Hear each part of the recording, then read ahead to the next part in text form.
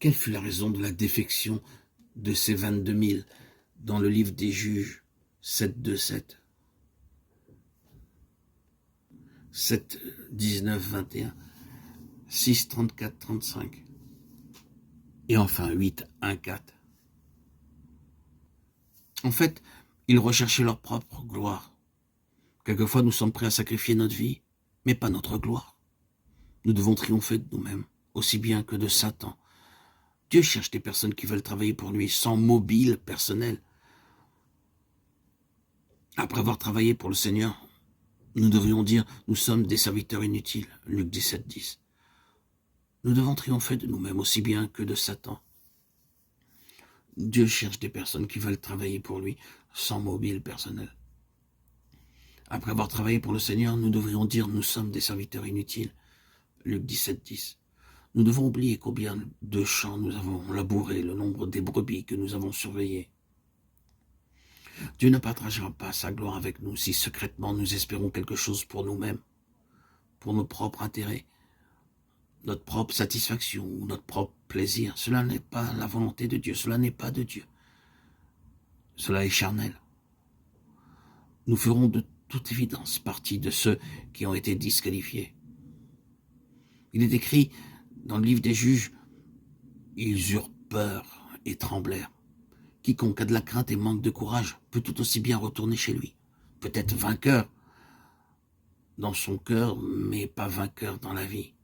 Pour être vainqueur, il est essentiel de ne pas s'aimer soi-même, d'être prêt à endurer les souffrances. Les plus grandes afflictions ne sont pas de nature matérielle, mais spirituelle.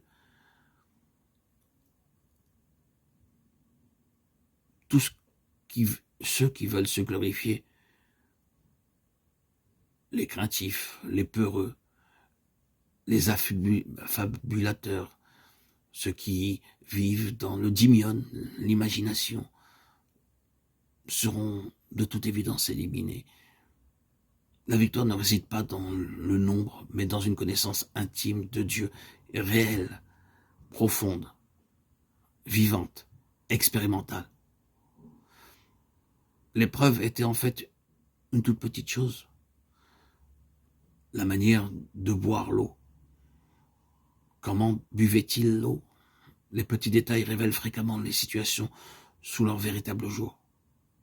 En ce temps-là, les Juifs et les Arabes voyageaient avec leurs bagages sur le dos. Il y avait donc deux manières de boire pendant le voyage, ou se décharger des bagages et s'agenouiller pour se désaltérer, ou laper l'eau recueillie dans les mains pour ne pas être retardé en chemin, et mieux se prémunir des attaques des pillards. Des 10 000 restants, 9 700 s'agenouillèrent pour boire, 300 seulement lapèrent l'eau en l'élevant avec leurs mains. Tous ceux qui se mirent à genoux pour boire furent écartés, ceux qui lapèrent l'eau furent choisis. Ceux qui ont eu l'occasion de se ménager, ne l'ont pas fait, savent ce que signifie l'œuvre de la croix. De telles personnes seront utilisées par Dieu dans la mesure où elles sont toujours prêtes à laisser la croix agir dans leur vie. Dieu utilisera de telles personnes. Ainsi, sur la base des 3 critères divins pour devenir un vainqueur, nous devons être pleinement voués à la gloire du Seigneur, n'avoir peur de rien et laisser agir la croix en nous. Nous pouvons donc décider d'être ou non vainqueurs. En nous testant, Dieu met en évidence ce que nous sommes.